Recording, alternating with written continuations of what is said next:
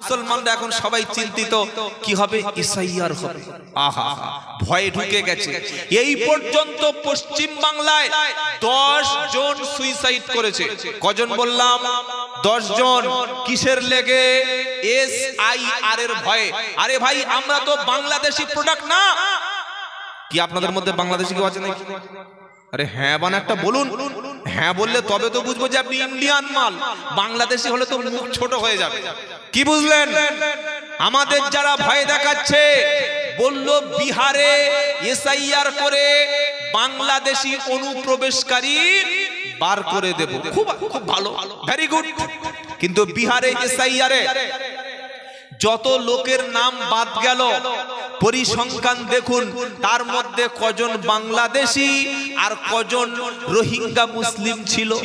আর আমাদের রাজ্যে একটা পাগলা কুকুর আছে, পাগলা, সারাক্ষণ সে মিডিয়ায় ভুল ভাট বকে যাচ্ছে যে পশ্চিম বাংলায় 1,20,00,000 রোহিঙ্গা মুসলিম আছে। কি বলছি কথা বুঝতে পারছেন না? সেজন্য খুব প্রয়োজন SIR এর। আর এই রোহিঙ্গা মুসলিম 1,20,00,000 এরাই তৃণমূলকে ভোট দেয়, প্রকাশ্য বলছে। তার মানে আমরা মুসলমানদের দেখলে আমাদের গায়ে একটা রোহিঙ্গা রোহিঙ্গা গন্ধ, বাংলাদেশি বাংলাদেশি গন্ধ। ঠিক আছে, 1,20,00,000 ধরে নিলাম রোহিঙ্গা বাস করে। রাষ্ট্রসংঘের রিপোর্ট হলো সারা পৃথিবীতে রোহিঙ্গা ছড়িয়ে ছিটিয়ে আছে মাত্র 2 লাখ। কত বললাম? 2 লাখ। আর আমাদের চিটিংবাজ নেতা, সাম্প্রদায়িক নেতা বলছে 1,20,00,000 রোহিঙ্গা শুধু পশ্চিম বাংলা আছে। এরাই ভোট ব্যাংক একটা বিশেষ দলে। ঠিক আছে, চলুন এবার যদি সঠিক স্বচ্ছভাবে SIR করা যায়, এবং এটা করতে হবে, এটা আপনাদের দাবি তো? আরে যদি বাংলাদেশ না হয় তোমার মুখে ভয় থাকবে কেন? আমি যদি ট্রেনের টিকিট কেটে শিয়ালদায় যাই, আমার পকেটে যদি টিকিট থাকে, তো ওই চেকার বা টিটি দেখলে আমার মুখে কি দোয়া ইউনুস আসবে? আসবে না। তখন আমার বুকে ভয় লাগবে। যখন টিকিট থাকবে না, আমি যদি পড়াশোনা করে যাই, তো আমার ক্লাসে কোশ্চেন দেখে পরীক্ষায় ভয় লাগবে কেন ভাই? কথা বুঝতে পেরেছেন?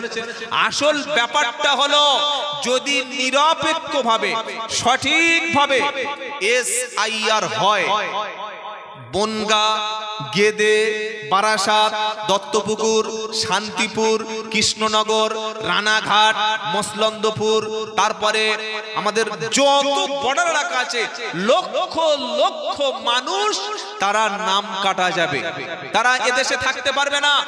আমি নিজে আসামে দেখে এসে আপনাকে শোনাচ্ছি। আসামে 2019 সালে NRC হয়েছিল। 17 লাখ লোকের নাম NRCতে ধরা পড়েছে।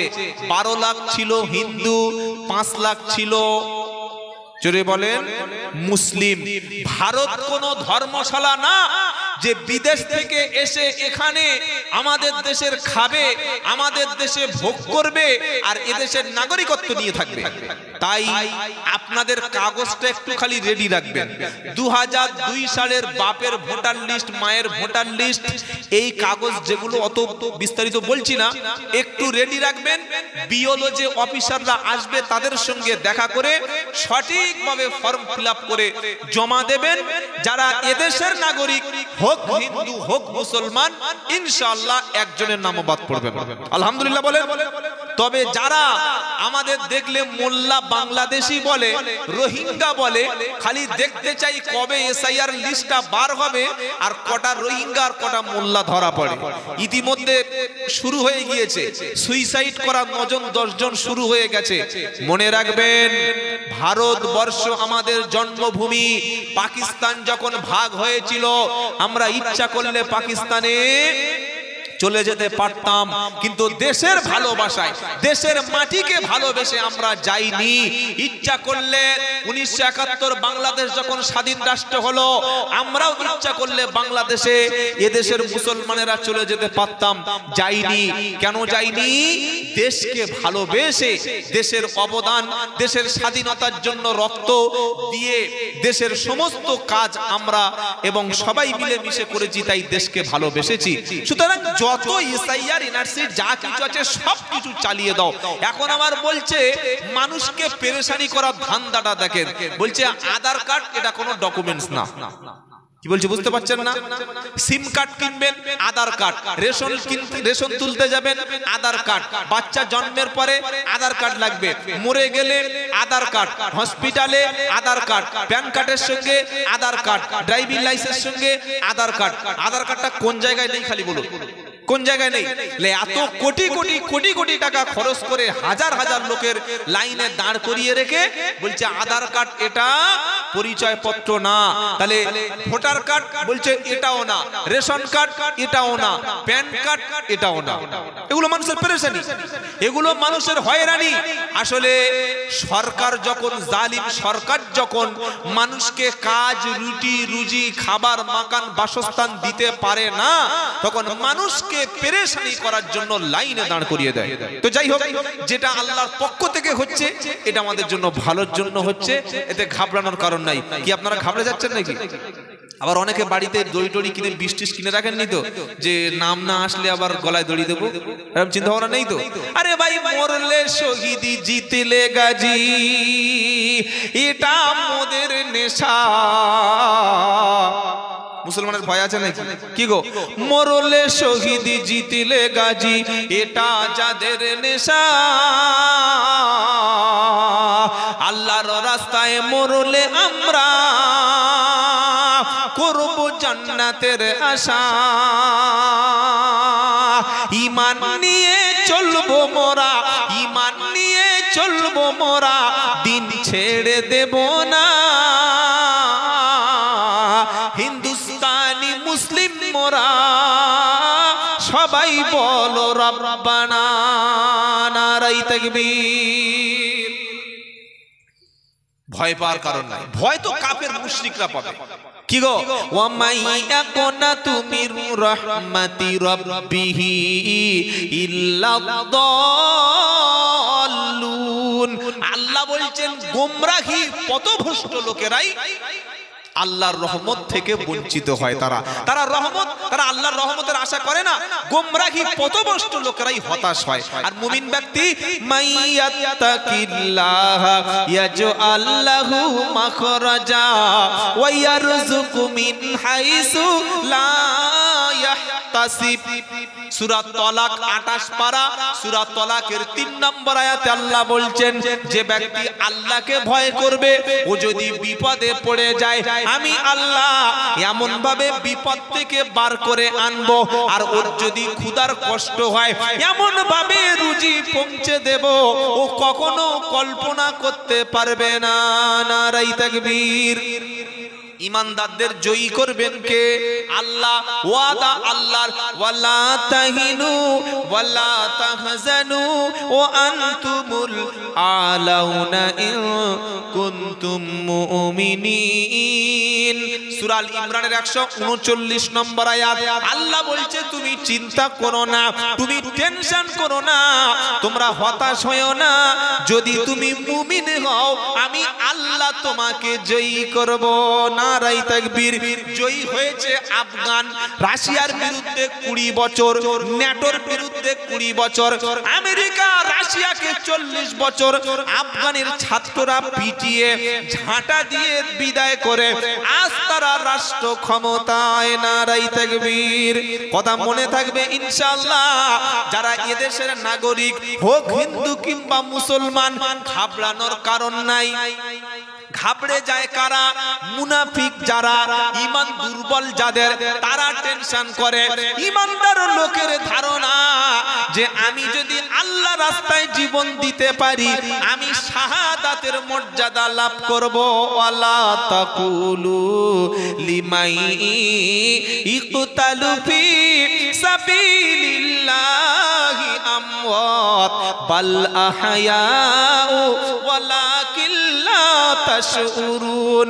সূরা বাকারার 153 নম্বর আয়াতে আল্লাহ পাক শোনাচ্ছে, তাদেরকে তোমরা মরা বলো না, তারা মরে গেছে এ কথা বলো না। আমার রাস্তায় জান দিয়েছে, মাল দিয়েছে যারা যারা আমার রাস্তায় শহীদ হয়েছে, আমার রাস্তায় নিহত হয়েছে যারা, তোমরা তাদের মরা বলো না, বরং তারা জীবিত, তোমরা এটা জানো না। শহীদরা কিন্তু মরে, জোরে বলো, শহীদরা কিন্তু মরে না। দ্বীনের জন্য, ইসলামের জন্য, কোরআনের জন্য, মাদ্রাসার জন্য, দেশের জন্য, ঈমান রক্ষা করার জন্য যদি জীবন দেয়, মরে না, সে জীবিত। শুধু জীবিত না, আল্লাহর পক্ষ থেকে তারা রুজি পায়। বলে এটা আবার নতুন গল্প, কোথায় এমন কথা পাওয়া যায়? কোরআন শোনাচ্ছে, ওয়ালা তাহসাবান্নাল্লাযীনা কুতিলু ফি সাবিলিল্লাহি আমওয়াতা বাল আহইয়াউন ইনদা রাব্বিহিম ইরযাকুন। চতুর্থ পারা 12 নম্বর পৃষ্ঠা 5 নম্বর লাইনের 167 নম্বর আয়াতে কোরআন শোনাচ্ছে, ওয়ালা তাহসাবান্নাল্লাযীনা কুতিলু ফি সাবিলিল্লাহি আমওয়াতা। হে মুসলমানেরা, আমার রাস্তায় যারা জীবন দিয়েছে, তোমরা তারা মরে গেছে এমন কথা কখনো বলো না, বরং তারা জীবিত। শুধু জীবিত না, আমার পক্ষ থেকে তারা রুজি পায়। নারাই তাকবীর।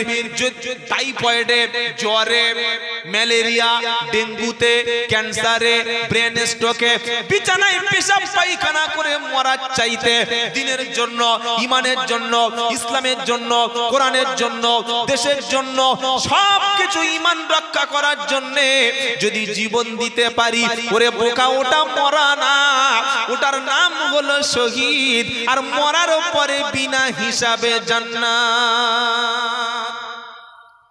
ওরকম নিয়ত আছে শহীদ হব? শহীদ হওয়ার নিয়ত আছে না? শহীদ হওয়ার নিয়ত নেই, খালি বলছে হুজুর ইনজেকশনের ফাইল দেখে ভয় পায়, ও নাকি বন্দুকের সামনে দাঁড়াবে। কি বুঝলেন? বাংলাদেশ দেখিয়ে দিয়েছে, আমাদের এই দেশে যখন ইংরেজরা অত্যাচার করছিল, আমাদের আলেম ওলামারা, পীর মাশায়েখরা, উত্তরসূরিরা ইংরেজদের বন্দুকের নলের সামনে জীবন দিয়েছিল বলে আজকের স্বাধীন রাষ্ট্র পেয়েছিলাম। কাপুরুষ কিন্তু বারবার মরে, বীর পুরুষ শহীদ ব্যক্তি একবার মরে। সুবহানাল্লাহ বলেন। শহীদের মৃত্যুটা কি? দ্বীনের, ইসলামের, কোরআন হাদিস, ঈমান রক্ষার জন্য, দেশকে রক্ষার জন্য জীবন দিলে সে হবে শহীদ। নিজের পরিবারের নিরাপত্তা রক্ষা করতে গিয়ে, নিজের ঈমানের হেফাজত করতে গিয়ে মরলে সে কি বলে? শহীদ হব ইনশাআল্লাহ, শহীদ হব ইনশাআল্লাহ। আরে ইনশাআল্লাহ তো বলেন। আল্লাহর নবী সাল্লাল্লাহু আলাইহি ওয়াসাল্লাম বলেছেন, কেউ যদি শহীদের মৃত্যু কামনা করে আর তার মৃত্যুটা যদি শহীদের নাও হয়, আল্লাহ তাআলা তাকে শাহাদাতের মর্যাদা নসিব করবেন। সুবহানাল্লাহ বলেন। আর কোন মুসলমান যদি শাহাদাতের মর্যাদা না চায়, শহীদের মৃত্যু কামনা না করে, ওর মৃত্যুটা হবে মুনাফিকের মৃত্যু, মুনাফিকের মৃত্যু। অনেকে বলেন, হুজুর আপনি তো মাইকে খুব বড় বড় ভাষণ দিচ্ছেন, আপনার বুকে যদি কেউ বন্দুক ধরে, আপনার যদি কেউ ফাঁসিতে লটকে দেয়, আপনার বিরুদ্ধে যদি মামলা হয়, আরে আমরা আলেমরা তো ওই রাস্তাটা চাইছি, শাহাদাতের রাস্তা, শহীদের রাস্তা, আল্লাহ রাস্তায় জীবন দেব বলে নিয়ত করে তো আমরা ময়দানে নেমেছি। ইনশাআল্লাহ বলেন। যদি ফাঁসি হয়, গুলি হয়, জেল খাটা হয়, দেশান্তরী হয়, ওটা আমার জন্য অপমান না, ওটা আমার জন্য মর্যাদার। কারণ শহীদের মৃত্যু পিঁপড়ের কাটার যন্ত্রণার চাইতে বেশি কিছু নয়। সুবহানাল্লাহ বলবেন না? দেশের অনেক আলেম ওলামাকে দেশ ছাড়তে হয়েছে। আল্লাহর নবী সাল্লাল্লাহু আলাইহি ওয়াসাল্লামের মতো মহামানুষ পৃথিবীতে ছিল না, আসবে না, হবেও না। আল্লাহর নবীকে দেশ ছাড়তে হয়েছে না হয় নাই? 350 কিলোমিটার দূরে, মক্কা থেকে মদিনা 350 কিলোমিটার দূরে বাকি জীবন কাটাতে হয়েছে। ইমাম বুখারীকে দেশ ছাড়তে হয়েছে, ইমাম নাসাইকে অত্যাচার করা হয়েছে, ইমাম আবু হানিফা রাহমাতুল্লাহকে জেলখানায় মরতে হয়েছে, ইমাম হাম্বল রাহমাতুল্লাহকে তারা মেরেছে, ইমাম মালিককে তারা অত্যাচার করেছে। শুধু তাই নয় ভাই, আজকের ভারতবর্ষের জমিনে একজন বিশ্ববিখ্যাত মানের দায়ী ছিল, কোরআনের দায়ী ছিল, যার নাম হচ্ছে ডক্টর জাকির নায়েক সাহেব। নাম শুনেছেন হয়তো। তার মাসআলার সঙ্গে আমাদের সব মাসআলা মেলে না, কিন্তু আমরা পাইকারি ভাবে তাকে ইহুদি খ্রিস্টানদের দালাল বলতে পারবো না। কিছু ভণ্ড প্রতারক যারা নামধারী, তারা বলে ডাক্তার জাকির নায়েক হলো ইহুদি খ্রিস্টানদের দালাল। আমি বললাম ভাই, আমি যদি ইহুদি খ্রিস্টানদের দালাল হই, তাহলে আমার কথা শুনে ইহুদি খ্রিস্টান ধর্মের লোক বাড়বে, না আমার কথা শুনে লোক ইসলাম কবুল করবে? কথা বুঝতে পারছেন না? আমি যদি খ্রিস্টানদের দালাল হই, তাহলে আমার কথা শুনে ইসলাম লোক কবুল করবে, না খ্রিস্টান ধর্ম কবুল করবে? খ্রিস্টান ধর্ম।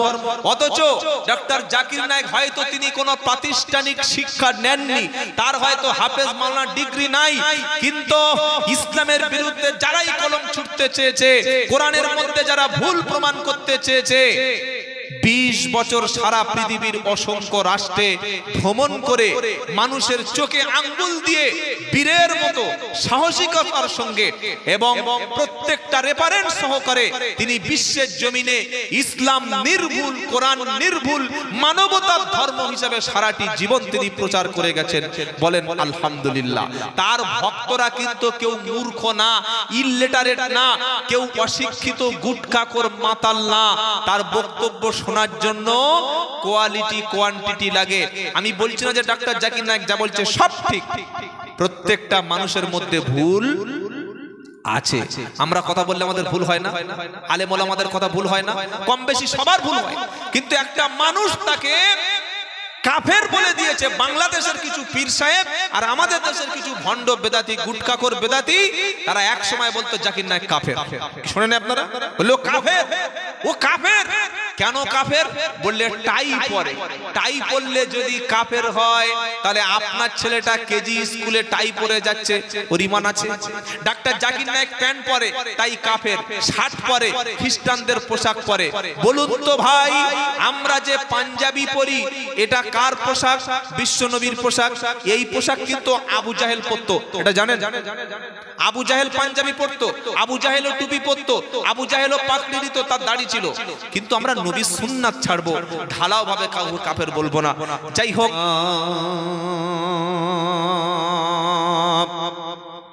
সূরা নিসা 4 নম্বর পারা 17, 4 নম্বর পারা 19 নম্বর পৃষ্ঠা 12 নম্বর লাইনের একদম 18 নম্বর আয়াত সূরা নিসা।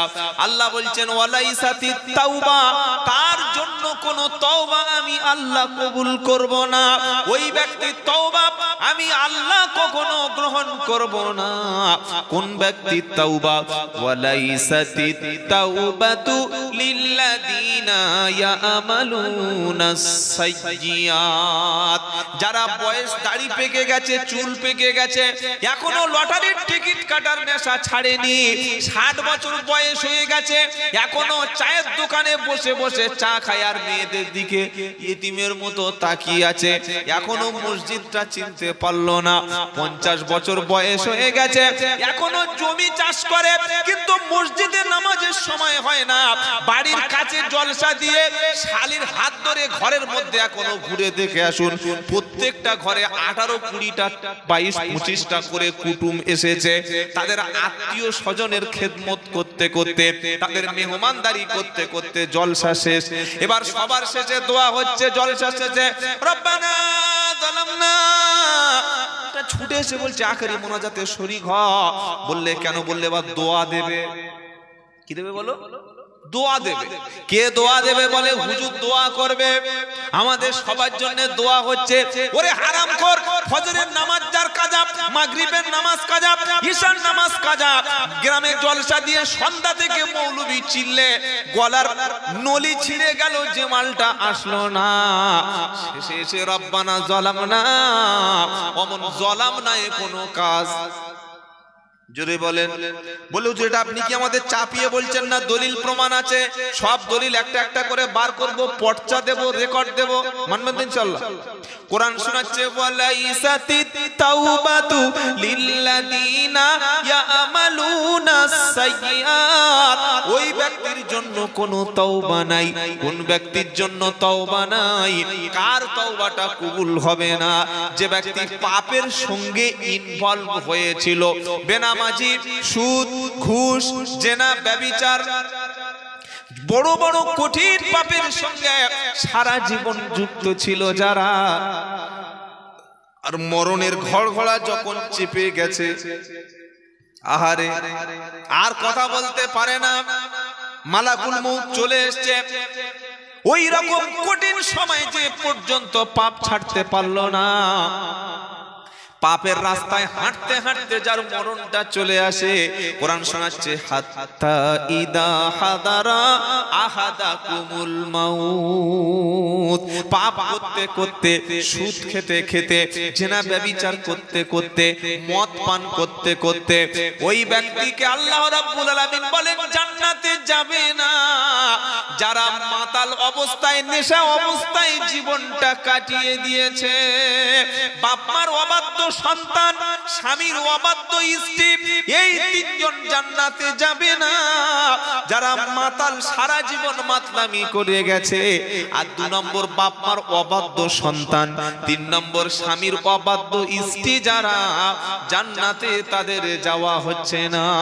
এরকম সময় যদি মালাকুল মউত চলে আসে, বান্দা বলছে ক্বালা ইন্নী তুবতুল আনা, আল্লাহ এখন তওবা করছি, আস্তাগফিরুল্লাহ আস্তাগফিরুল্লাহ, কলেমা পড়ছি। 8 জন 10 জন মৌলবী মিলে এই রকম সুদখোর মাতাল লোকের পাশে কলেমা পড়ালো, মুখ থেকে কলেমা উচ্চারণ আর হচ্ছে না। সকলে বলছে আরে বাপটা মরে গেল, কি কষ্ট হচ্ছে। ফেরেশতা বলছে চিল্লাস না, চুপ কর, যতই কাঁদিস না কেন, এখন চাপ দিয়ে কলেমা বলানো হবে না। বললে হুজুর কলেমা আর তওবা কাদের মুখ থেকে বার হবে? দিনের মধ্যে যারা মসজিদে গেছে, যাবো মসজিদ ইনশাআল্লাহ, ইনশাআল্লাহ বলেন, আওয়াজ নাই সব বলেন না ইনশাআল্লাহ। 5 বারের মধ্যে 2 বার অন্তত হাজিরা দেব। আজ থেকে আর কখনো দাড়ি চাঁচবো না, সুদের মাল খাবো না, মিথ্যা কথা বলবো না, ঘুষ খাবো না, ওজনে কম দেব না, বোনের ঠকাবো না, বাপের সম্পত্তি ঝেড়ে একা ফাঁকা করে দেব না, ভাইদের বোনদের যাদের হক আছে তাদেরকে একটু দিয়ে খাবো। তা না হলে মরণের সময় মালাকুল মউত যখন চলে আসবে, যতই বড় আস্তাগফিরুল্লাহ, যতই বড় লা ইলাহা ইল্লাল্লাহ, ওরে কলেমা নসিব ওই সময় আর হবে না। কারণ কলেমা নসিব হবে তাদের ঈমান নিয়ে মরবে যারা, আর ঈমানদারের মরণের সময় আল্লাহর ফেরেশতা এসে তাকে সালাম জানাবে। জোরে বলো সুবহানাল্লাহ।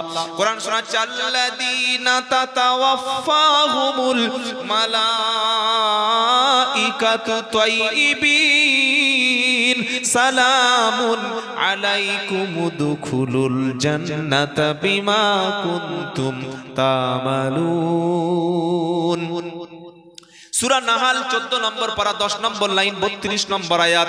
আল্লাহ পাক শোনাচ্ছে যাদের ঈমান আছে, যারা পবিত্র, যাদের পাক, নামাজিরা পাক না নাপাক তাড়াতাড়ি বলেন। নামাজিরা কি ভাই? নামাজিরা পাক, গোসল করে, ওযু করে, মিসওয়াক করে, পেশাব করে, পানি নেয়, সুদ খায় না, জেনা করে না, ব্যভিচার করে না, চুরি করে না, 2 নম্বরই করে না, চিটিংবাজি করে না, এরা ঈমানদার, কোনোদিন নাপাক থাকতে পারে না। কোরআন শোনাচ্ছে আল্লাযীনা তাতাওয়াফাহুমুল মালাইকাতু তাইয়িবিন, যাদের মরণটা হয় পবিত্র অবস্থায়। কি অবস্থায় বলেন? পবিত্র অবস্থায়। নাপাক অবস্থায় মরণ হলে ওর মুখে কলেমা আসবে না, ওর কলেমাতে কাজ হবে না, ও তওবা পড়ালে তওবা কবুল হবে না। কিন্তু ঈমানদার মুমিন ব্যক্তির কাছে, যার পবিত্র অবস্থায় রূহটা বার হবে, মালাকুল মউত এসে ঈমানদার মুমিন ব্যক্তির কাছে সর্বপ্রথম সালাম দেবে। জোরে বলো সুবহানাল্লাহ। মত কো সালাম পাবে, জোরে বলো। দুনিয়ায় মদ করে সালাম কেউ দেয়, দুনিয়ায় সুদ করে কেউ সালাম দেয়, দুনিয়ায় হারাম করে সালাম কেউ দেয়, কিন্তু আপনি নামাজ পড়েন, ঈমান আছে, পবিত্র অবস্থায় যদি এরকম কোন মুসলমান রাস্তা থেকে যায়, ছোট থেকে বড়, বাচ্চা থেকে ধেড়ো, সকলে কমপক্ষে সামনে দেখা হলে আসসালামু আলাইকুম, এটা অন্তত ঈমানদার মুমিনদেরকে বলে কি বলে না? বাবাজিরা, আল্লাহওয়ালা ভাইরা, কোরআন শুনিয়ে দিচ্ছে ঈমানদার মুমিন ব্যক্তির মরণের সময় ফেরেশতা এসে সালাম দেবে, সালামুন আলাইকুম উদখুলুল জান্নাতা বিমা কুনতুম তা'মালুন। ওরে বান্দা, দুনিয়াতে তুমি যে ভালো আমল করেছিলে, ঈমান ছিল, নামাজ ছিল, আমি আল্লাহর পক্ষ থেকে ফেরেশতা এসে তোমাকে সালাম জানাচ্ছি, আল্লাহর পক্ষ থেকে শান্তি বর্ষণ হোক। আর তুমি যে আমল করেছিলে, এই আমলের কারণে তুমি চলো আল্লাহর জান্নাতে। জোরে বলুন না সুবহানাল্লাহ। শুধু সালাম দেবে না, ঈমানদার ব্যক্তির রূহটা যখন বার হতে যাবে, ওই সময় আল্লাহর ফেরেশতা ঈমানদার ব্যক্তিকে জান্নাতের সুসংবাদ শোনাবে। নারায়ে তাকবীর। বললে হুজুর, ঈমানদারের জান্নাতের সুসংবাদ শোনাবে কে বলেছে বলো? কোরআন শোনাচ্ছে, ইন্নাল্লাযীনা ক্বালু রাব্বুনাল্লাহু সুম্মা ইসতাকামু তাতানাজ্জালু আলাইহিমুল মালাইকা আল্লা তাখাফু ওয়ালা তাহজানু আবশিরু বিল জান্নাতিল্লাতী কুনতুম তুআদুন নাহনু আউলিয়াউকুম ফিল হায়াতিদ দুনিয়া ওয়া ফিল আখিরাহ। সূরা হামিম সাজদা 24 নম্বর পারা 19 নম্বর পৃষ্ঠা 3 নম্বর লাইনে 30 নম্বর আয়াত। আল্লাহ পাক শোনাচ্ছে, ইন্নাল্লাযীনা ক্বালু রাব্বুনাল্লাহ, যারা বলে আল্লাহ আমাদের রব। আমাদের রবকে, আমাদের রবকে, আল্লাহ আমার রব, ওই রবি আমার সব, আল্লাহ আমার রব, ওই রবি আমার সব। যারা বলে ইন্নাল্লাযীনা ক্বালু রাব্বুনাল্লাহ,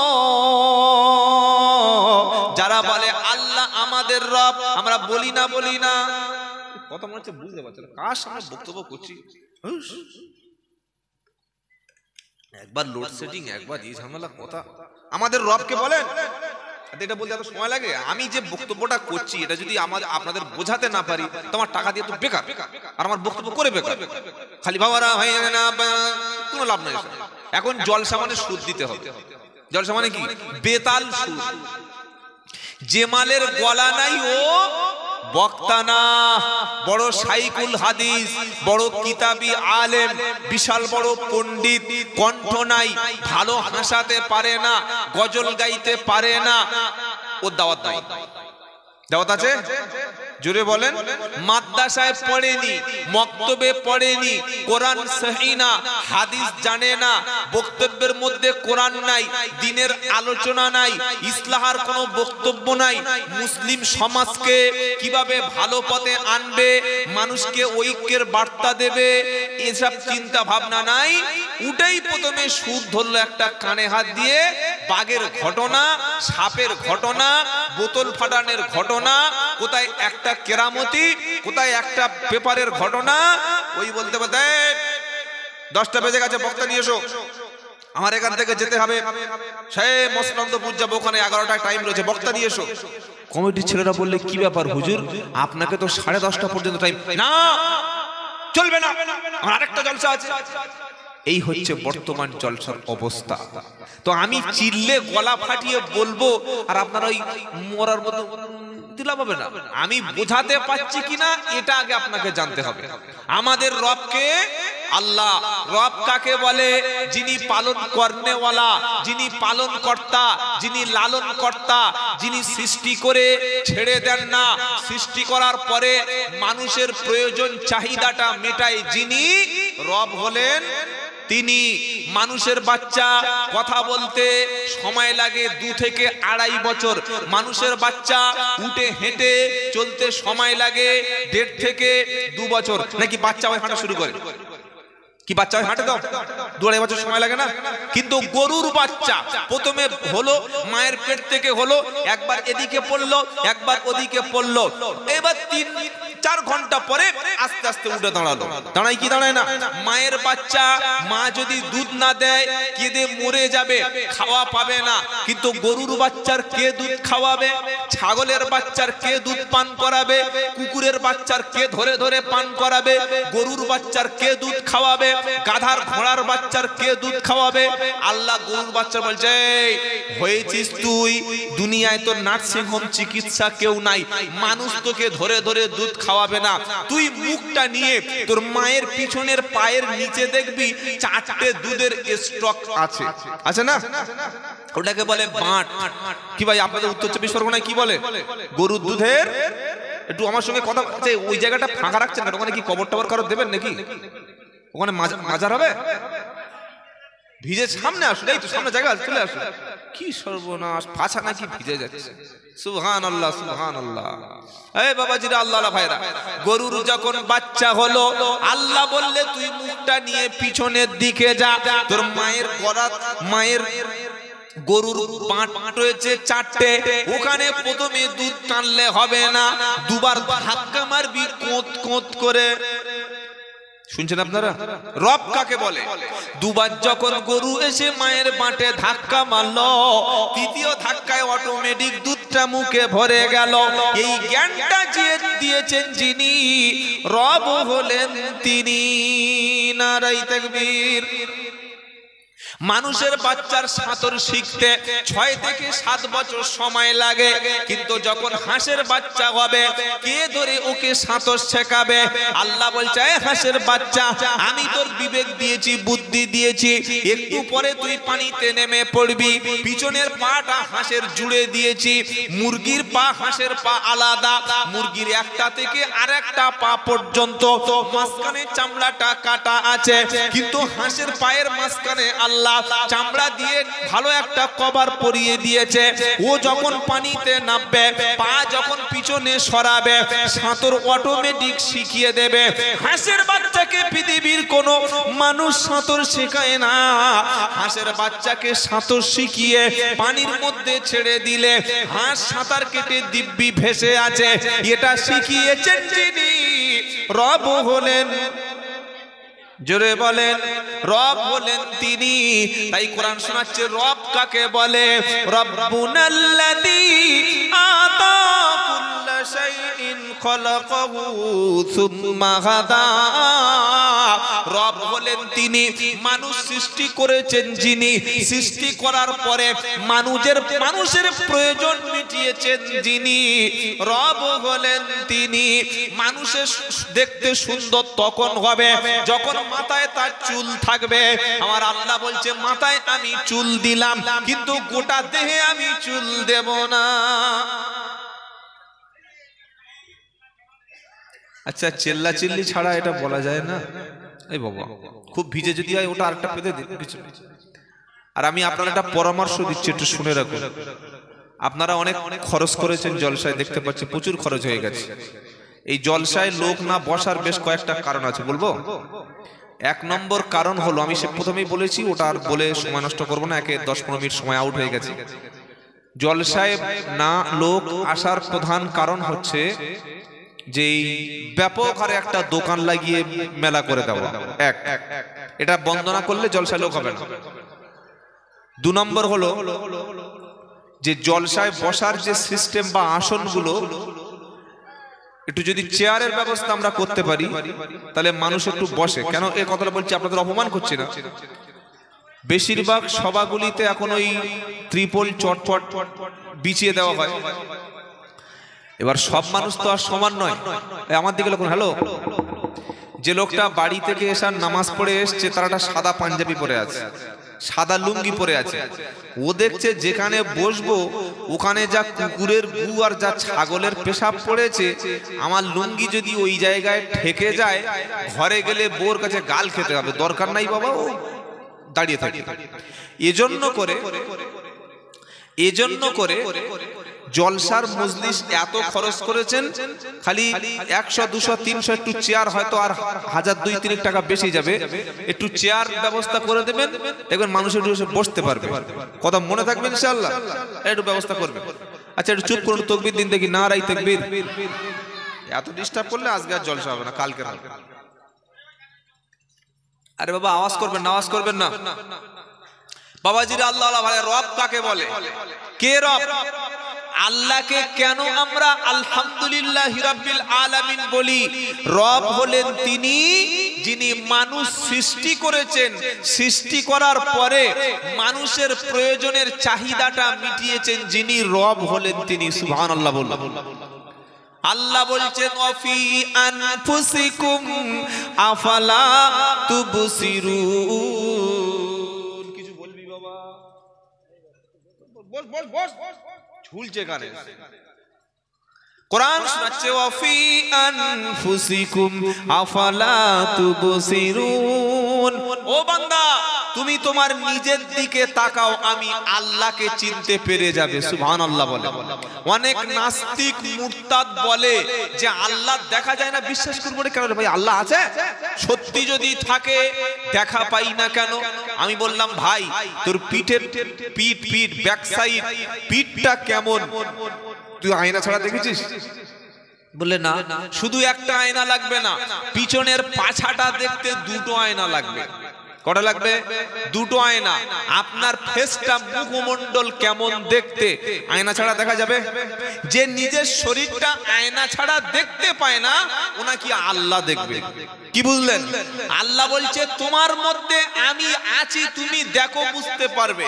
তোমার শরীরে চুল দেব, মাথায় চুল দেব, ভ্রুতে চুল দেব, গোঁফে চুল দেব, দাড়িতে চুল দেব, আরো কয়েক জায়গায় দেব। তবে এই চুলগুলো সব সময় বাড়বে, আর গোটা শরীরটা হাতে, বুকে, পিঠে, পাছায়, পায়ে, এমন জায়গায় পশম দেব, ছোট ছোট চুল দেব। ইমাল কিন্তু কোনোদিন বাড়বে না। মাথার চুলটা যেমন বাড়ে, মুখের দাড়িটা যেমন বাড়ে, গোটা গায়ে যদি বড় বড় চুল দিত, খাওয়া পড়া ঘুম বাদ দিয়ে তখন সেলুনের দোকানে, জোরে বলো, শুয়ে থাকতে হতো।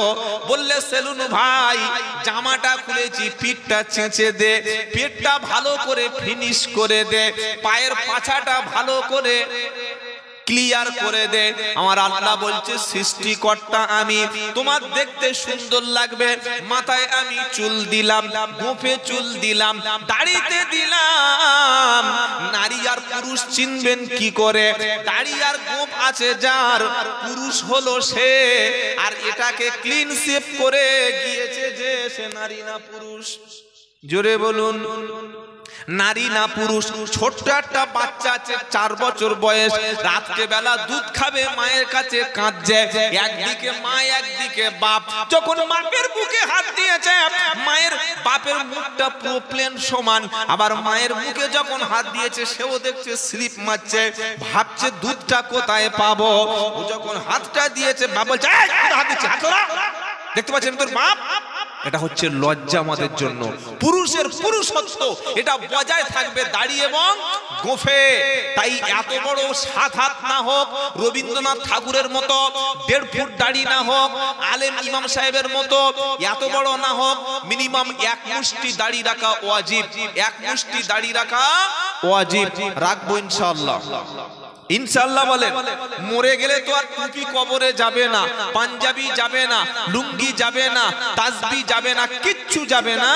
বিশ্ব নবীর সুন্নাত এবং নবীর হুকুম ওয়াফুল্লুহা, তোমরা দাড়িটাকে ছেড়ে দাও, দাড়ি লম্বা করো। আমার আল্লাহওয়ালা ভাইরা, আমি আজকে রাতে যদি আমার মৃত্যু হয়, আমি দাড়ি নিয়ে যেন কবরে যেতে পারি। আল্লাহ তৌফিক দান, সকলে বলুন আল্লাহুম্মা আমিন। আবার কিছু কিছু লোক দাড়ি রাখে আর গোঁফও রাখে। কি বলছি কথা বুঝতে পারছেন না? দাড়ি আছে, গোঁফও আছে, গোঁফের সাইজ একদম এখান থেকে এই পর্যন্ত এসে পড়েছে। ও হাসছে না কাঁদছে, মাল চেনার উপায় নাই। এটা সুন্নাতের খেলাফ। ইসলাম কি বলছে? মুশরিক তাদের বিরোধিতা করো। মুশরিক চিনবেন কিভাবে? তাদের গোঁফ থাকবে, দাড়ি থাকবে না। মুসলমান চিনবো কিভাবে? গোঁফ ছোট হবে, দাড়িটা বড় হবে। মনে থাকবে 30 বছর মসজিদ কমিটির সেক্রেটারি জুমার দিন দাড়ি সেভ করছে, 40 বছর মসজিদের মুতাআল্লি এখনো মাথায় টুপি দিয়ে পথ চলতে পারে না, 10 বছর জলসায় দিচ্ছে। হ্যালো ভাই তুমি কি বলছো? আমি ক্যাশিয়ার, বিশাল বড় ক্যাশিয়ার, বুকে ব্যাস পরিয়ে মাল পাশে বসে আছে। ক্যাশিয়ার তো দাড়িটা বলছে দাড়ি রাখি রমজান মাসে, আবার ঈদের পরে বউ বললে কেটে দি। দেখেছো কি মাল? রমজান মাসে রাখে আর ঈদের পরে বউ বললে কেটে দেয়। তওবা করুন, আজ থেকে আমরা দাড়িটা ছেড়ে দেব, দাড়ি রাখবো ইনশাআল্লাহ বলে। তাহলে রব কাকে বলে? যিনি সৃষ্টি করে মানুষের প্রয়োজন মেটায়, তিনি কি? রব। তো যারা আল্লাহকে রব বলে মেনে নিয়েছে, কোরআন শোনাচ্ছে ইন্নাল্লাযীনা ক্বালু রাব্বুনাল্লাহ, যারা আল্লাহকে রব বলে মেনেছে, সুম্মাস্তাকামু তাতানাজ্জালু আলাইহিমুল মালাইকা, আল্লাহকে যারা রব বলে মেনেছে আর মরণ পর্যন্ত আল্লাহকে রব বলে স্বীকার করে নিয়ে এই কথার উপরে যারা ইস্তিকামাত থেকেছে, আল্লাহকে রব বলে যারা মানবে, ওরা ছেলের বিয়ে দেওয়ার সময় মেয়ের বাপের গলায় বাঁশ চাপাবে। জোরে বলো। আল্লাহকে যারা রব বলে মানবে, ওরা ছেলের বিয়ে দেওয়ার সময় 2 লাখ টাকার ফোন দাবি করবে। করবে? জোরে বলো। আল্লাহকে রব বলে যারা মানবে, ওরা একটা জমি 4 বার কি নকল দলিল তুলে বেচে খাবে। আল্লাহকে যারা রব বলে মারবে, বাপের জমিটা বাপ মারা যাওয়ার পরে বোনের অংশ কখনো তারা ফাঁকি দেবে। আল্লাহকে রব বলে যারা মানবে, বন্ধনের অফিসারের কাছে বিবির হাসি মুখে চেহারা কি তারা কখনো পাঠিয়ে দেবে। আল্লাহকে যারা রব বলে মেনেছে, ওরা নামাজ ছাড়বে না, কোরআন ছাড়বে না, ইসলাম ছাড়বে না, দ্বীনের উপরে থাকবে। আর কোরআন শোনাচ্ছে এই ব্যক্তি সম্পর্কে আল্লাহ বলছেন আল ইন্নাল্লাযীনা ক্বালু রাব্বুনাল্লাহু সুম্মাস্তাকামু তাতানাজ্জালু আলাইহিমুল মালাইকা, নিশ্চয়ই যারা আল্লাহকে রব বলে মেনেছে আর এই কথার উপরে যারা জমেছিল, আমি আল্লাহ তাদের শোনাচ্ছি তাতানাজ্জালু আলাইহিমুল মালাইকা, ওদের মরণের সময় আমার পক্ষ থেকে আল্লাহকে রব বলে মেনে নেওয়া ব্যক্তির কাছে ফেরেশতা নাজিল হবে। জোরে হবে না? কে নাজিল হবে আমাদের কাছে? জোরে বলো। ফেরেশতা। ফেরেশতা আমাদের মরণের সময় এসে বলবে আল্লাহ তাখাফু ওয়ালা তাহজানু, এই ঈমানদারো ভয় পেও না, চিন্তা করো না। ওয়া উবশিরু বিল জান্নাতিল্লাতী কুনতুম তুআদুন, আল্লাহ তোমাদের যে জান্নাতের ওয়াদা করেছিল, তোমরা ঈমান এনেছো আর আল্লাহর পথে অবিচল ছিলে, দ্বীনের পথে ইসলামের উপরে তুমি অবিচল ছিলে, তাই আমি ফেরেশতা শুনিয়ে দিচ্ছি, তোমাদের জান্নাতের সুসংবাদ শুনিয়ে দিলাম। সুবহানাল্লাহ। এখন বলবেন না, মাসখানেক পরে বলবেন। জোরে বলে। যদি ঈমানের উপরে ইসলামের উপরে চলতে পারি, আমাদের মরণের সময় ফেরেশতা এসে কি বলবে? ভয় পেও না, চিন্তা করো না। তুমি ভাবছো কবরে কি হবে, হাসরে কি হবে, মিজানে কি হবে, পুলসিরাতে কি হবে, এসব নিয়ে তুমি কখনো ভয় পেও না। আর তুমি মরণের পরে তোমার ছেলে, তোমার মেয়ে, তোমার ব্যবসা বাণিজ্য, তোমার আত্মীয় স্বজনের কি হবে, এটা নিয়ে মানুষ মরণের সময় চিন্তা করে। আহারে আমার মেয়েটার কে দেখবে, মেয়েটা বড় হয়ে গেছে, বিয়ে দিতে পারলাম না, ছেলেটার চাকরি নাই, ব্যবসা নাই, বাণিজ্য নাই, ভালো দোকান একটা কিনতে পারলাম না, আমার মরণের পরে আমার সন্তান আমাদের কি হবে? কোরআন শোনাচ্ছে এটা নিয়ে চিন্তা করে অনেকে। ফেরেশতা বলবে তাতানাজ্জালু আলাইহিমুল মালাইকা, হে বান্দা তুমি ভয় পেও না, তুমি চিন্তা করো না, তুমি যে দিকে যাচ্ছ ওই জান্নাতের দিকে, আল্লাহর জান্নাতের দিকে চলো। মরণের পরে ভয় নাই, আর তোমার মরণের পরে তোমার ফ্যামিলির যারা আছে তাদের কোনো চিন্তা নাই। নারায়ে তাকবীর। বললে হুজুর কেন ভয় নাই? ফেরেশতারা এবার ঈমানদার মুমিনদের বলবে নাহনু আউলিয়া উকুম ফিল হায়াতিদ দুনিয়া ও ফিল আখিরাহ। হে বান্দারা ভয় করো না, আমরা দুনিয়াতে তোমাদের বন্ধু ছিলাম আর আখিরাতে কবরে তোমাদের বন্ধু থাকবো। যেদিন হাসরের ময়দান থেকে তুমি উঠবে, হাসরের ময়দান থেকে পুলসিরাত পার করাবো, জাহান্নামের পুলসিরাতটা পার করে সব জায়গায় তোমার সাথী হব। যতক্ষণ তুমি জান্নাতি না হবে আমরা ফেরেশতারা তোমাদের সাথী হব। জোরে বলো সুবহানাল্লাহ। যদি ফেরেশতাদের সাথী করতে চাই তাহলে নামাজি ঈমানদারের সঙ্গে সাথী হব ইনশাআল্লাহ। বলেন, কারণ কোরআন শোনাচ্ছে ইয়া আইয়ুহাল্লাযীনা আমানুত্তাকুল্লাহা ওয়া কুনু মা'আস সাদিকিন। সূরা তাওবা 11 নম্বর পারা 5 নম্বর পৃষ্ঠা 5 নম্বর লাইন 119 নম্বর আয়াত। ইয়া আইয়ুহাল্লাযীনা আমানুত্তাকুল্লাহা ওয়া কুনু মা'আস সাদিকিন। এই ঈমানদারেরা আল্লাহকে ভয় করো আর সৎ ব্যক্তিদের সাথে থাকো, নেককার ব্যক্তিদের সাথে থাকো। কাকে চা খাওয়াবো, কার পিছনে ঘুরবো, কার সঙ্গে সম্পর্ক রাখবো, কাকে আমি বন্ধু বলে মেনে নেব, আমি কার সঙ্গে সময় দেব, কার সঙ্গে আড্ডা মারবো, আমার মেয়েটা কোন ছেলের সঙ্গে বিয়ে দেব, কে আমার আত্মার আত্মীয় হবে, কে আমার বন্ধু হবে। কোরআন শুনিয়ে দিয়েছে আমানুত্তাকুল্লাহা ওয়া কুনু মা'আস সাদিকিন। ও ঈমানদারেরা আল্লাহকে ভয় করো আর নেককার ব্যক্তিদের সাথে তুমি চলতে থাকো। চলবো ইনশাআল্লাহ। জোরে বলেন। মেয়ের বিয়ে দেব কার সাথে? ৬০০০ টাকা মাইনে পায় মসজিদের ইমাম, চাঁদের মতো চেহারা, তাহাজ্জুদ কাজা করে না, বাড়িতে সেলাইয়ের মেশিন আছে, ছোট্ট একটা দোকান আছে। মেয়ের বাপ ফুল নামাজি, ডবল হাজি, ছেলে দেখে পছন্দ, ছবি দেখে পছন্দ। ঘটক যখন বলেছে ছেলে মসজিদের ইমাম সাহেব, বাড়িতে সেলাইয়ের মেশিন আছে, মাস গেলে ১০-১২ হাজার টাকা মাইনে পায়, বললেন চলবে না। বললে কেন? আমার মেয়ের খাওয়াবে কি ইমাম সাহেব? এদিকে হারাম কর বুক চাপড়ে বলছে রুজির মালিক আল্লাহ। ওরে চিটিং বাস, রুজির মালিক যদি আল্লাহ হলো তো ১০,০০০ টাকার ইমাম সাহেব তোমার বিবি মেয়েকে খাওয়াবে, এই কথাটা তোমার বিশ্বাস কেন হলো না? আমরা যাদের সঙ্গে বন্ধু করি অধিকাংশ মাতাল, অধিকাংশ আল্লাহদ্রোহী, অধিকাংশ কোরআনের বিরোধী, অধিকাংশ বেঈমান নাস্তিক মুরতাদ, তাদেরকে বন্ধু রূপে আমরা গ্রহণ করি। কোরআন শুনিয়ে দিচ্ছেন নেককার পরেজগার ব্যক্তির সঙ্গে, সালিহিন বান্দার সঙ্গে সম্পর্ক করো। সত্যবাদীর সাথে থাকো। কার সাথে থাকবো? সত্যবাদী। জোরে বলেন কার সাথে?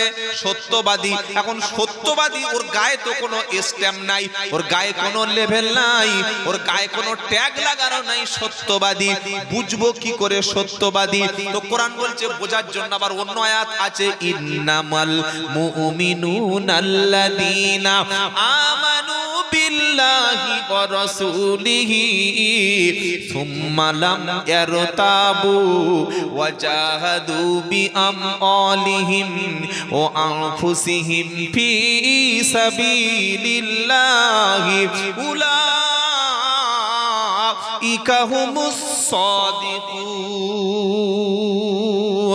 26 নম্বর পারা সূরা আহকাফের 16 নম্বর আয়াত আল্লাহ পাক শোনাচ্ছে ইন্নামাল মুমিনুনাল্লাযীনা আমানু বিল্লাহি ওয়া রাসূলিহি, নিশ্চয়ই আল্লাহর ঈমানদার ব্যক্তি হলো তারা যারা আল্লাহর উপরে ঈমান এনেছে এবং রাসূলের উপর ঈমান এনেছে।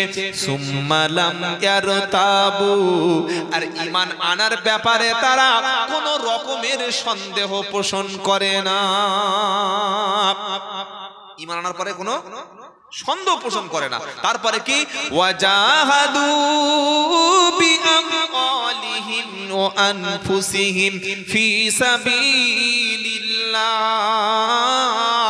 আর আল্লাহ রাস্তায় জান এবং মাল এ দুটো দিয়ে সংগ্রাম করে যারা। প্রথমে ঈমান আনে আল্লাহর উপরে, তারপরে রাসূলের উপরে। ঈমান আনার পরে ঈমানের ব্যাপারে কোনো সন্দেহ থাকে না। আর 3 নম্বর হলো জান এবং মাল এ দুটি আল্লাহ রাস্তায় দিয়ে সংগ্রাম করে যারা। কোরআন শোনাচ্ছে উলাইকা হুমুস সাদিকুন, ওরাই হলো সত্যবাদী। নারায়ে তাকবীর। ছেলের বিয়ে দিয়েছে, মেয়ের বিয়ে দিয়েছে কাঁচা বেনামাজির সাথে, কিসের আশা করতে পারে? এখন আগে বেনামাজি ছিল, এখন মাল খায়, মদখোর। মেয়ের মারছে, ইমাম সাহেবের কাছে রাতে এসে বলছে হুজুর ঠিক করে দাও। কি ঠিক করবে? বললে মেয়েটার জন্য একটা তাবিজ দাও। বলুন তো ভাই, কোন মাতালকে মাতলামি ছাড়ানোর জন্য তাবিজে কাজ হবে বলে মনে হচ্ছে? ও তাবিজটা দেওয়ার দরকার ছিল বাচ্চা বয়সে, যেদিন ছোট ছিল সেদিন কোরআন ওকে পড়ানোর দরকার ছিল, কোরআন বোঝানোর দরকার ছিল, কোরআনের মক্তবে পাঠানোর দরকার ছিল। তাহলে তো আর মালখোর হতো না, তাহলে তো আর বেনামাজি হতো না, তাহলে তো আর বদ্দিন হতো না। সেদিন ওকে কোরআন থেকে, মক্তব থেকে, দিন থেকে, ইসলাম থেকে দূরে সরে রাখা হলো। এখন মদখোর রাত্রে বেলা মাল খেয়ে এসে মেয়ের উপরে রাত্রে অত্যাচার করে। মেয়ে ফোন করে বলছে ও আব্বা আমার মেরে দেবে, বলছে নিয়ে যাও না। বললে মা তুই রাত্রে বেলা পালিয়ে চলে আয়। থানায় আসার সময় একটা কমপ্লেন করে আয়। কমপ্লেন করে বাড়ি চলে আসলো। এবার ছুটে এসছে হুজুর তাবিজ দেবে। তাবিজ কানে কানে বলছে তাবিজ হবে? কিসের তাবিজ? বলছে মাল খোরের তাবিজ, আমার মেয়েটা যেন সংসার করতে পারে সেই তাবিজ দাও। কোন ইমাম সাহেব যদি মাল খোরের তাবিজ দিয়ে মদখোর ছাড়ানো যেত, তাহলে আমরা ইমামরা, আলেমরা আগে মসজিদ আর মাদ্রাসা কমিটির সেক্রেটারিকে তাবিজ করে বশ করিয়ে নিতাম। কারণ সবচাইতে কম বেতন ইমাম সাহেবরা পায়। কি বলছি কথা বুঝতে পারছেন না? সবচাইতে কম পয়সা, কম বেতন ইমামদের দেওয়া হয়। তাবিজে যদি কারোর বশ করে নেওয়া যেত, আগে মসজিদ কমিটির সেক্রেটারি আর ক্যাশিয়ার দুটো মালকে বশ করিয়ে নিয়ে ৮,০০০-এর মাইনেটা ১০,০০০, ৬,০০০ টাকা দেয় বলে মনে হয়। ৮,০০০ টাকা দেয় নাকি? বক্তার ২০,০০০ টাকা দেবে। ২ ঘন্টার ঠকবাজ গলাবাজ মালকে ৩০,০০০ টাকা দেবে। আবার ৪০,০০০-এর বক্তা আছে, ৫০,০০০-এর বক্তা আছে, ৬০,০০০-এর বক্তা আছে, ৮০,০০০-এর বক্তা আছে। নাম বলবো? বলতে পারি কিন্তু বলবো না, এই মিডিয়ার আবার কথা হাইলাইট করে ফেলে দেবে। ৫০, ৬০,০০০, ৭০,০০০ টাকার বক্তা পশ্চিম বাংলায় আছে। ২০,০০০ টাকা দিয়ে গুনে দিচ্ছে। আগে টাকা পুরো ফোন পে করে দিতে হবে, পরে বক্তা জলসা করবে। এরা নাকি নায়েবে রসুল, এরা নাকি আওলাদে রসুল, এরা নাকি দিনের প্রচারক। কারা? পুরো টাকাটা ফোন পে পাঠিয়ে দাও, পরে গিয়ে তোমাকে সার্ভিস দেব। কি সার্ভিস দেব? দিনের প্রচার করব। কিন্তু ইমামের টাকা মাস শেষ হয়ে গেলে 4 দিন 5 দিন কোনো খবর নাই। আমি আব্দুল্লাহ জুবায়ের বলছি, 30, 40, 50,০০০ টাকার বক্তা এনে, ২৮,০০০ টাকার বক্তা এনে, ৬০,০০০ টাকার পীর সাহেব এনে, ৭০,০০০ টাকার আওলাদে রসুল এনে সমাজের পরিবর্তন হবে না। কেন হবে না? কারণ ওই পীর সাহেব, ওই বক্তা সাহেব, ওই আলেম সাহেব 30, 40, 50, 60,০০০, 80,০০০ টাকা যারা টাকা ছাড়া আসছে না, phone pay payment, UPI payment না করলে আপনার দাওয়াতকে রিজেক্ট করছে। ওর উদ্দেশ্য হচ্ছে মাল কামানো। কিছু ঠিক বলছি তো? উদ্দেশ্য কি বলেন? জোরে বলেন। বলে যে আপনি নেবেন না, নেব, যেটা দেবেন সেটা নেব। কথা মনে থাকবে ইনশাআল্লাহ। ওর উদ্দেশ্য তো মাল কামানো, মাথায় টুপি হবে, মুখে দাড়ি হবে, পাঞ্জাবি হবে, নামের আগে আওলাদ লেখা থাকবে, নামের আগে আন্তর্জাতিক মুফাসসির লেখা থাকবে। কিন্তু এগুলো সমাজের আই ওয়াশ, সমাজকে ধোঁকা দেওয়ার ধান্দা। কবি বলছেন এ হাল তেরা জাল হ্যায়, मकसद तेरा माल है कि आजब तेरा चाल है, लाखों को अंधा कर दिया। কথা বুঝে এসেছে বাবাজি? ये हाल तेरा चाल है, मकसद तेरा माल है। টাকা বেশি দিলে তখন 2000 টাকা দোয়াটা 20 মিনিট, আর 50 টাকা আল্লাহুম্মা আমিন শেষ হয়ে গেল। 3000 টাকা দিলে দোয়া আরো লম্বা হবে। যত মুরিদ ভক্ত যার যত বেশি নজরানা দেবে, তার মাথায় হাত আর মুসাফাটা তার বাড়বে। কিন্তু হাক্কানি পীরেরা, হাক্কানি ওলিরা যারা আমাদের দেশে দ্বীন প্রচারের জন্য এসেছিল, টাকা, অর্থ, সম্পদ, সম্মান, ডিগ্রি, মাল এগুলোর পিছনে তারা ছুটতেন না। তাদের উদ্দেশ্য ছিল আল্লাহর জমিনে দ্বীন প্রচারের জন্য আমরা জীবন দিয়ে দেব। দিয়েছেন, সম্মান আল্লাহ তাদের দিয়েছেন। আব্দুল কাদের জিলানী রহমাতুল্লাহ আলাইহি, খাজা মঈনুদ্দিন চিশতি রহমাতুল্লাহ আলাইহি, নিজামউদ্দিন আউলিয়া রহমাতুল্লাহ আলাইহি, আশরাফ আলী থানভী রহমাতুল্লাহ আলাইহি, বুশরাত আল্লামা রুহুল আমিন রহমাতুল্লাহ আলাইহি, মুজাদ্দিদ জামান আবু বকর সিদ্দিক রহমাতুল্লাহ আলাইহি, সুফি ফতেহ আলী ওয়াইসি হুজুর রহমাতুল্লাহ আলাইহি। কি ভাই ঠিক বলছি না ভুল বলছি? টাকার পিছনে ছড়ে নাই। এখন এমনও বক্তা আছে টাকা ফোন পে করে তুলে নিয়ে আর ফোন তুলছে না। একই চিটিং বাস। আমি দিনাজপুরে গেলাম, 400 কিলোমিটার রাস্তা আমার বাড়ি থেকে, প্রায় 12 ঘন্টা রাস্তা। গিয়ে বললে হুজুর এই বক্তাটার ফোন নাম্বার আছে, আপনি এর চেনেন? এখন আমি তার সঙ্গে সম্পর্ক আছে সেই বক্তার সাথে, আমি বলতে পারছি না যে চিনি না। ভাই চিনি, কিন্তু অনেকদিন হলো আর মানে ঘুরিয়ে যেতে হচ্ছে, খুব একটা যোগাযোগ নাই। কেন? বললে 30,000 টাকা নিয়ে মালটা আমাদের জলসায় আসে নাই, খুঁজি পেলে ওকে হাদিয়া দেব। কথা বুঝতে পারছেন? তাহলে এই যে সমাজে আইওয়াশ করছে, বললে কেরাম বক্তা, বললে বিশাল বড় বক্তা। কত বড়? 8 ফুট 10 ফুট হবে নাকি? বললে না, সাইজ ঠিক আছে, কিন্তু মালটার ভালো চাহিদা আছে। না ভাই, কবি বলে দিয়েছে এ হাল তেরা জাল হ্যায়, मकसद तेरा माल है कि आजब तेरा चाल है, लाखों को अंधा कर दिया। এই যে জামা, টুপি, দাড়ি, পাঞ্জাবি, জুব্বা, বিশাল মূর্তি ধারণ করে এসেছে তাকবীর দিতে দিতে, এগুলো হচ্ছে জাল, এগুলো মানুষের আই ওয়াশ করা। আসল উদ্দেশ্য কি? মাল কামানো। তাই ইমামের বেতন বাড়িয়ে দিন, যোগ্য ইমাম মসজিদে রাখুন, যোগ্য মুয়াজ্জিন সাহেব মসজিদে রাখুন। একটা ইমাম দিয়ে যদি আপনার মহল্লার সব বাচ্চাদের, সব ছেলেদের, সব মেয়েদের কোরআন শিক্ষা একজনের দ্বারায় যদি অসম্ভব হয়, প্রয়োজনে আরেকটা ইমাম, আরেকটা আলেম মসজিদে রাখুন। মাসে 20,000 টাকা মসজিদে ইমামের পিছনে খরচ করলে দুটো আলেম পাওয়া যাবে। দুটো আলেম পাওয়া গেলে সমাজের বাচ্চারা কোরআন শিখবে, বয়স্করা কোরআন শিখবে, বাড়ির ছোট মেয়েরা কোরআন শিখবে, সিনিয়র সিটিজেন কোরআন শিখবে, ইয়ং সোসাইটি কোরআন শিখবে, নামাজ শিখবে, দিন শিখবে, ইসলাম শিখবে। সবাই যখন কোরআন শিখবে, সবাই যখন নামাজ পড়তে পারবে, সবাই যখন ইসলামের বেসিক নলেজটা জেনে যাবে, তখন আব্দুল্লাহ জুবায়েরকে আর একটা বক্তাকে টাকা দিয়ে আর চিৎকার করানোর দরকার হবে না। তাই আমরা খুব চালাক, বললাম ভাই জলসাটা কায়েম রাখবেন বাবা, কিয়ামত পর্যন্ত কায়েম রাখবেন, তা না হলে আমি খাবো কি করে? আমি তো আর ওই রাস্তায় কাজ করতে পারবো না। কি বুঝলেন? আল্লাহ আমাদের হক কথাটা মেনে নেওয়ার তৌফিক দান করেন। সকলে বলুন আল্লাহুম্মা আমিন। কোরআন আমাদের কাছে পরিষ্কার করে তাই বলে দিয়ে গেছে, ওই কিয়ামতের মুসিবতের দিন আল্লাহ তার বান্দাকে, ফেরেশতারা বলবে তোমার ভয় নাই, তুমি চিন্তা নাই। কেন ভয় নাই? তুমি দ্বীনের উপরে, ঈমানের উপরে, ইসলামের উপরে মজবুত ছিলে, অটল ছিলে। জোরে বলুন সুবহানাল্লাহ। তাহলে আমরা বন্ধুত্ব করব কাদের সাথে? আল্লাহওয়ালাদের সাথে।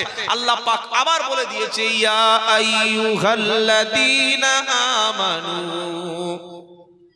লা তাত্তাখিদুল ইয়াহুদা ওয়ান নাসারা আউলিয়া বা'দুহুম আউলিয়া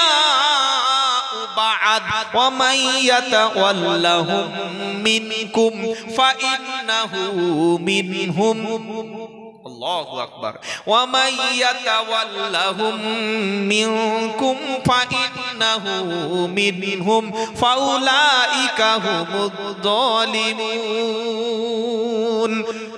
6 নম্বর পারা 16 নম্বর পৃষ্ঠা প্রথম লাইনের 61 নম্বর আয়াতে আমার আল্লাহ পাক সাফ শুনিয়ে দিয়েছে ইয়া আইয়ুহাল্লাযীনা আমানু লা তাত্তাখিদুল ইয়াহুদা ওয়ান নাসারা আউলিয়া সূরা মাইদার 51 নম্বর আয়াতে ও ঈমানদারেরা লা তাত্তাখিদু তোমরা গ্রহণ করো না তোমরা মনোনীত করো না কাদেরকে লা তাত্তাখিদুল ইয়াহুদা ওয়ান নাসারা আউলিয়া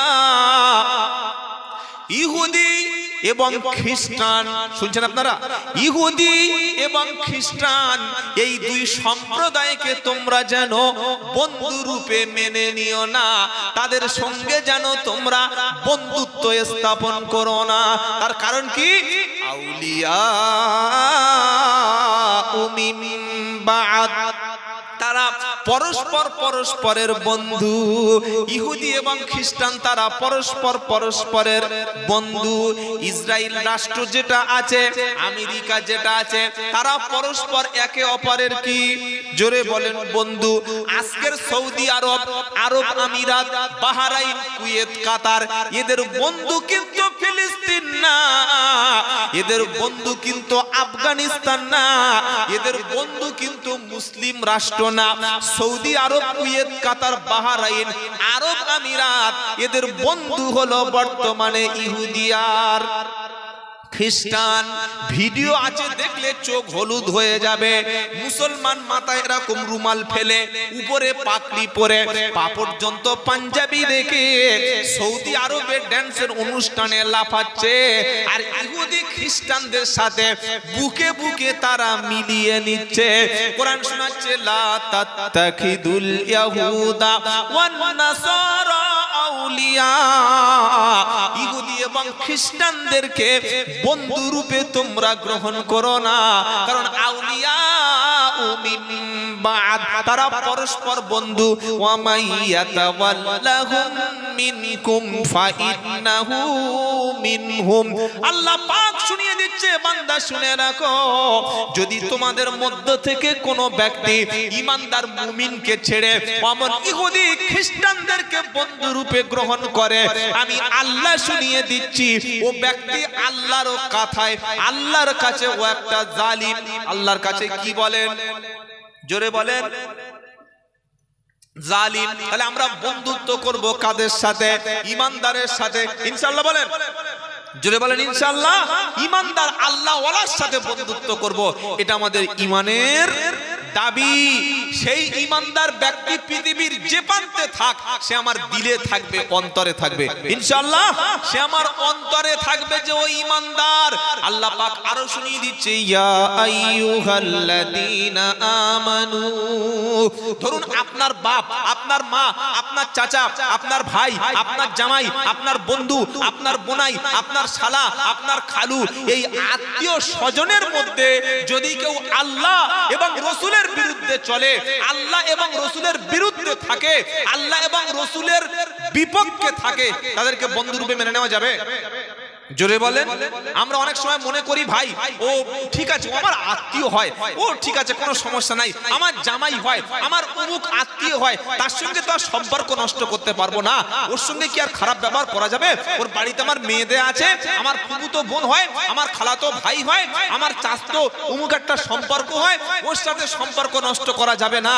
কিন্তু আল্লাহ বলছেন আল্লাহকে অখুশি করে পৃথিবীর কোন ব্যক্তিকে সন্তুষ্ট করা হারাম কি বললাম আল্লাহ অখুশি এমন কোন ব্যক্তির সঙ্গে আমি খুশি করছি সম্পর্ক করছি যে আল্লাহ সেখানে অখুশি এই রকম সিচুয়েশনে আল্লাহর বিরুদ্ধে সে আছে ইসলামের বিরুদ্ধে আছে কোরআনের বিরুদ্ধে আছে দ্বীনের বিরুদ্ধে আছে এমন ব্যক্তির সঙ্গে বন্ধুত্ব রাখা জোরে বলো কোরআন শোনাচ্ছে ইয়া আইয়ুহাল্লাযীনা আমানু লা তাত্তাখিদু আবাআকুম ওয়া ইখওয়ানাকুম আউলিয়া ইনিস্তাহাব্বুল কুফরা আলাল ঈমান ওয়া মান ইয়াতাওয়াল্লাহুম মিনকুম ফাউলাইকা হুমুদ যালিমুন।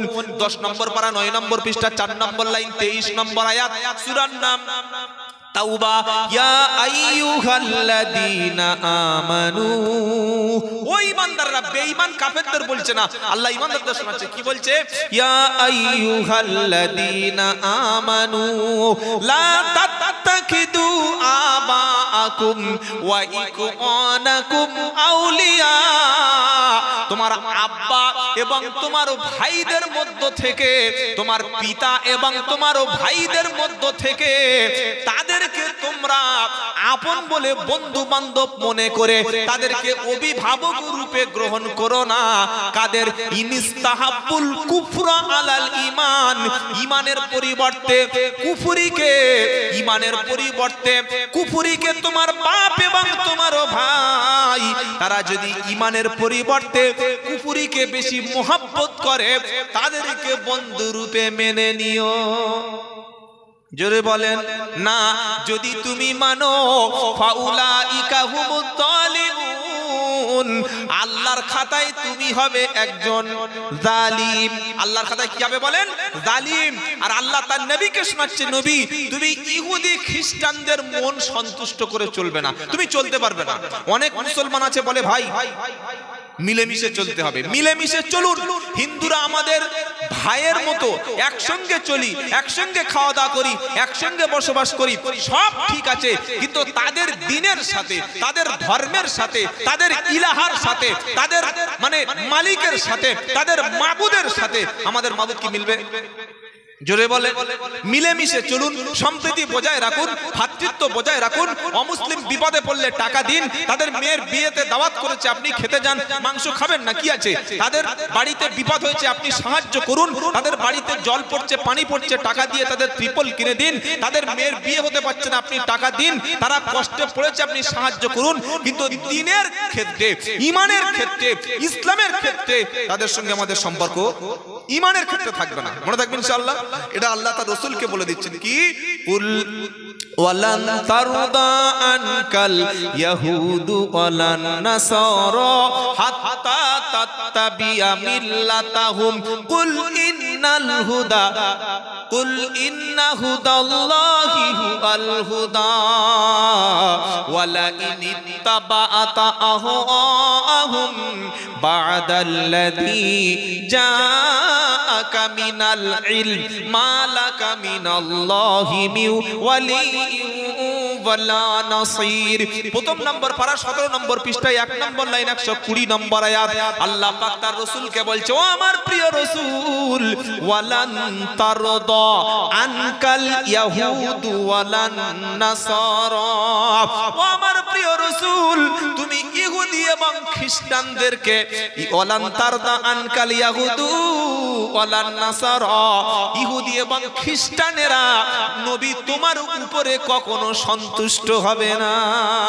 কথা শুনতে পাচ্ছেন? কথা বুঝে আসছে কি বাবা? আল্লাহ পাক তার হাবিবকে শোনাচ্ছে, হাবিব ওয়ালান তারদা আনকাল ইয়াহুদু ওয়ালান নাসারা, ও আমার হাবিব ইহুদি এবং খ্রিস্টানেরা কখনো তোমার উপরে সন্তুষ্ট হবে না, কখনো তাদের তুমি সন্তুষ্ট তোমার উপরে পাবে না। কতক্ষণ পর্যন্ত? হাত্তা তাত্তাবিআ মিল্লাতাহুম, ও আমার নবী যতক্ষণ তুমি ইহুদিদের ধর্ম, খ্রিস্টানদের ধর্ম, তাদের ধর্মীয় আচার আচরণ, তাদের কালচার, তাদের সভ্যতা, তাদের সংস্কৃতি, তাদের ধর্মীয় মতবাদ যতক্ষণ নবী তুমি মেনে না নেবে, ইহুদি এবং খ্রিস্টানেরা তোমার উপরে কখনো সন্তুষ্ট থাকবে না। যতই তুমি বলো সম্প্রীতি, ও আমার নবী ইহুদি এবং খ্রিস্টানেরা কখনো তোমার উপরে তারা সন্তুষ্ট থাকবে না যতক্ষণ তাদের ধর্মটা তুমি গ্রহণ না করছো। তবে আমি আল্লাহ তোমাকে শুনিয়ে দিচ্ছি, কুল ইন্না হুদাল্লাহি হুয়াল হুদা। ও আমার প্রিয় নবী, আমি আল্লাহ তোমাকে একটা সঠিক সরল হেদায়েতের রাস্তা বলে দিয়েছি। ওই হেদায়েতের রাস্তার নাম হলো ইসলাম। জোরে বলেন, জোরে বলেন সুবহানাল্লাহ।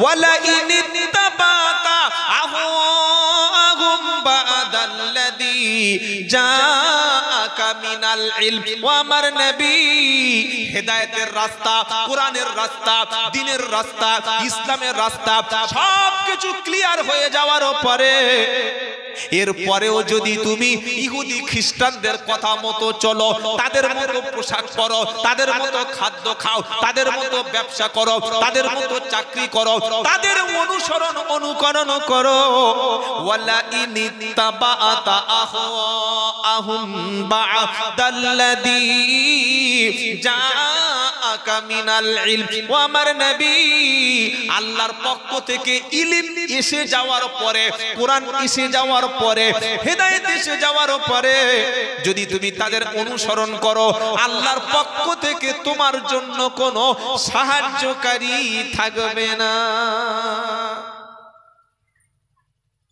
দাড়ি, টুপি, পাঞ্জাবি, মেসওয়াক, বোরকা, হিজাব এগুলো মুসলমানের ভালো লাগে না। ও মুসলিম খ্রিস্টান ইহুদিদের কালচারটা খুব ভালো লাগে। তাই কবি বলেছে, চাল চলনে মুশরিকি তুমি, ব্যবহারে খ্রিস্টান। চাল চলনে মুশরিকি তুমি, ব্যবহারে খ্রিস্টান। তোমার দেখে ইহুদিরা তারা করে লজ্জা জ্ঞান। মুসলমানের ছেলেদের নাম দেখুন, এমন নাম মুসলিমের কোনো পরিচয় নাই, এমন চেহারা, সালাম নাই। আরে নামাজ পড়েন না পড়েন, আপনি সালাম দেবেন না? আশ্চর্য ব্যাপার। মুসলমানের ছেলে মেয়ের মধ্যে দ্বীনের কোনো আজকের বুঝ নাই। দ্বীন থেকে, ইসলাম থেকে আমাদের যুব সমাজ দূরে সরে যাচ্ছে। তাই আপনি গার্জিয়ান, অভিভাবক হিসাবে আপনার প্রধানতম দায়িত্ব হচ্ছে আপনার মরণের পরে আপনার বাড়ির মধ্যে ছেলে এবং মেয়ের মধ্যে নামাজ থাকবে কিনা, কোরআন থাকবে কিনা, দ্বীন থাকবে কিনা, ইসলামের চর্চা হবে কিনা, এটা যদি বেঁচে থাকা অবস্থায় করে যেতে না পারেন, মরণের পরে ঠকতে হবে। সেদিন আফসোস করে আর কোনো লাভ হবে না। শুধু তাই নয়, মুসলমান ঘরের মেয়েগুলি এরা যখন হাই স্কুলে পড়ে, প্রাইমারিতে পড়ে, কলেজে যখন পড়ে, তখন মোটামুটি ঠিক থাকে। হাই স্কুল থেকে কলেজে গেল, কলেজ থেকে ইউনিভার্সিটি গেল, তখন আর মুসলমান ছেলের পছন্দ হয় না। আমার কাছে রিপোর্ট আছে, প্রচুর মুসলমান বাড়ির মেয়েরা, বাড়ির কলেজের ছাত্রীরা, হাই স্কুলের ছাত্রীরা, ইউনিভার্সিটির ছাত্রীরা মুসলিম ছেলে, ইসলাম ঘরের ছেলে, নামাজি ঘরের ছেলে, রোজাদার ঘরের ছেলে বাদ দিয়ে ইহুদি, খ্রিস্টান, মুশরিক, কাফের, মুরতাদ, নাস্তিক, বদ্দিন, গায়ের মুসলমান তাদের সঙ্গে বন্ধুত্ব করছে। কি বলছি কথা বুঝতে পারছেন না? অমুসলিম ছেলের সঙ্গে ফ্রেন্ডশিপ, অমুসলিম ছেলের সঙ্গে দেখা করতে যায়, তাদের বাইকে ঘুরতে যায়, তাদের সঙ্গে সময় কাটায়, কলেজে পার্কে গিয়ে তাদের সঙ্গে গল্প করে। বাপ মা জানে, বাপ মা শুনেছে, চুপচাপ ছেলে মেয়েরা একটু গল্প করছে, কি সমস্যা আছে, কি সমস্যা আছে? কিন্তু পরবর্তীকালে আপনারা নিশ্চয়ই দেখেছেন, 4 থেকে 5 দিন আগে উত্তরপ্রদেশের একজন নেতা সে বলে দিচ্ছে, বিশাল একটা ধর্মীয় সভায় ঘৃণা ছড়াচ্ছে, হিংসা ছড়াচ্ছে। কি বলছে? বলছে, ও আমার ভাইয়েরা, তাদের ধর্মের নেতা সে বলছে, যদি তোমরা 10টা মুসলিম ঘরের মেয়েকে বিয়ে করে এনে আমাদের ধর্মে আনতে পারো, তোমাদের মোটা টাকা পুরস্কার দেওয়া হবে, চাকরি দেওয়া হবে। আপনি নিশ্চয়ই পড়েছেন, কি দেওয়া হবে? চাকরি দেওয়া হবে।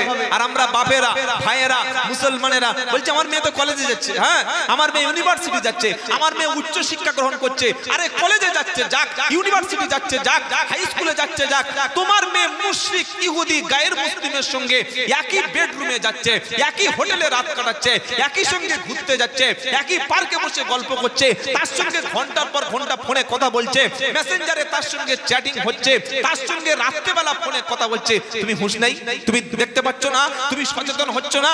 যেদিন তোমার মেয়েটাকে নিয়ে কাফের মুশরিক বেঈমান বদ্দিন ইহুদি খ্রিস্টানেরা মুশরিক বানিয়ে যখন হারাম রক্ত তোমার মেয়ের পেটে আসবে, আওলাদ যখন হারাম তৈরি হবে, হারামির বাচ্চা যখন তোমার মেয়ের পেটে আসবে, সেদিন আফসোস করে আর কোনো লাভ হবে না। কথা মনে থাকবে ইনশাআল্লাহ। তাই কোরআন সাফ শুনিয়ে দিচ্ছে, ওয়ালা তানকিহুল মুশরিকাতি হাত্তা ইউমিননা। 2 নম্বর পারা 14 নম্বর পৃষ্ঠা 6 নম্বর লাইন 221 নম্বর আয়াত। আল্লাহ বলছে ততক্ষণ পর্যন্ত তুমি কোন মুশরিক গায়র মুসলিমকে বিয়ে করো না, মহিলাকে, যতক্ষণ সে ঈমান গ্রহণ না করে। ওয়ালা তুনকিহুল মুশরিকিনা হাত্তা ইউমিনু। আর ততক্ষণ পর্যন্ত কোন মুসলিম গায়র মুসলিম মুশরিক ছেলেকে বিয়ে করো না যতক্ষণ সে ঈমান না আনে। আমি আব্দুল্লাহ জুবায়ের আপনাকে বলছি, যদি আপনার মেয়ে আপনার কথা না শুনে কলেজে ইউনিভার্সিটিতে পড়তে গিয়ে মুশরিক মুরতাদ নাস্তিক গায়র মুসলিমের সঙ্গে প্রেমালাপ করে ঝামেলায় জড়িয়ে পড়ে, হয় আপনি পড়াশোনা বন্ধ করে ওই শিক্ষা প্রতিষ্ঠানে ভর্তি করুন যেখানে শুধু girls college, girls high school, girls institute, girls মানে শিক্ষক দিয়ে পড়াশোনা হয়, সেই জায়গা ভর্তি করুন। আর যদি দেখতে পান আপনার মেয়ে মুশরিকদের সঙ্গে, নাস্তিক বেঈমানদের সাথে, গায়র মুসলিমের সঙ্গে চলে যাচ্ছে, তাহলে আপনি ফিরিয়ে আনুন। আনবো ইনশাআল্লাহ, আনবো ইনশাআল্লাহ। আর